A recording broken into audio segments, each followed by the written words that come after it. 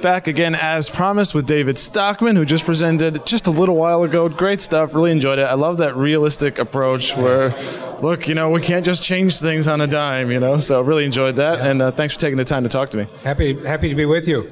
Now, on October 31st, we are releasing the Stockman Letter. Right. Talk a little bit about that. Give everybody a sense of what to expect from that. Well, I'm in the middle of this every day. Okay. I write about the stock market. I write about Washington, the global economy.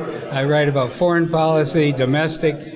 And what we're trying to do and that's my normal publication, Contra Corner. Right. What we're trying to do with the Stockman Letter is find the very best insights, the most important issues, the best analysis that we can, and once a month, fill those three pockets. Okay. Washington, what the heck's going on? Right. Wall Street, the Federal Reserve, internationally, particularly China, and the global trade thing, now that Trump has declared war. Yeah, we're in the trade wars. We're going to address all of those, but there's another angle. Okay. And that is we're going to give the subscriber, the reader, a chance for feedback. And we're going to use some innovative ideas such as surveys and petitions and other ways to get a participation from the subscribers and from the readers in this important debate that's going on. And when we can, we'll find some way to send the message down to Washington. Oh, wow, that's great. And send the message to the Fed and a lot of other places that this has got to stop. Okay. That we can't live in this fantasy, in this huge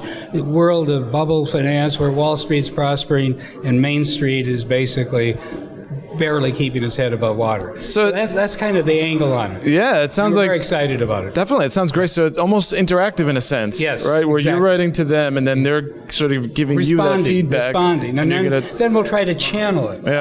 Where it hopefully will do some good. In the world today, you wonder whether anybody's listening or not, or whether these people are so caught up in their own world and in their own careers and their own political ambitions.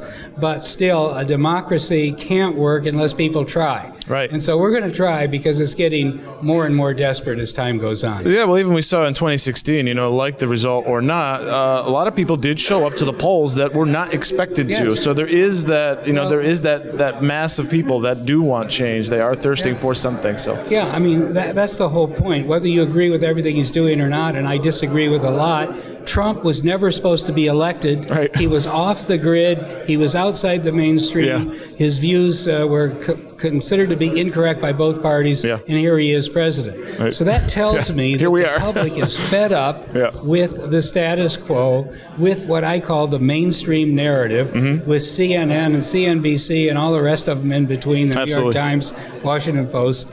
So this is maybe a modest, small way of trying to penetrate that wall of indifference and get get a message to our politicians. That sounds really exciting. I can't wait to see the first issue. Sounds great. Last thing before you go is a question I'm asking everybody. On the theme of disruption, looking out over the next 5-10 years, what big change do you see happening in politics or the economy? What's going to be the big disruption? The economy is the big issue. I think the end of this era of money printing and central banking out of control is the main thing that's going to happen, because when this bubble breaks this time, and we call it the everything bubble, it's far bigger than the dot-com at the year 2000 or the mortgage bubble in 2008. When this thing goes down, people are going to say, what were they doing all of this time fueling this tremendous speculation in Wall Street and leaving, flyover America Main Street behind. So we're finally going to get a referendum on the Fed and whether 12 unelected people ought to basically be running the entire financial system of the country and indirectly our economy. They're going to be, they're going to be in the gun sights, and I hope there's enough of a political, upheaval that we can get some big changes at the Fed. Yeah, so there is going to be, a bad time, but there's a silver lining in there, right? I think so. In other words, you would like to have incremental reform. You would like to have stable transitions. But when it gets as bad as it is today, with national debt at $21 trillion going to $35 trillion, with the Fed totally out of control, with Wall Street so overvalued that it's pitiful, right.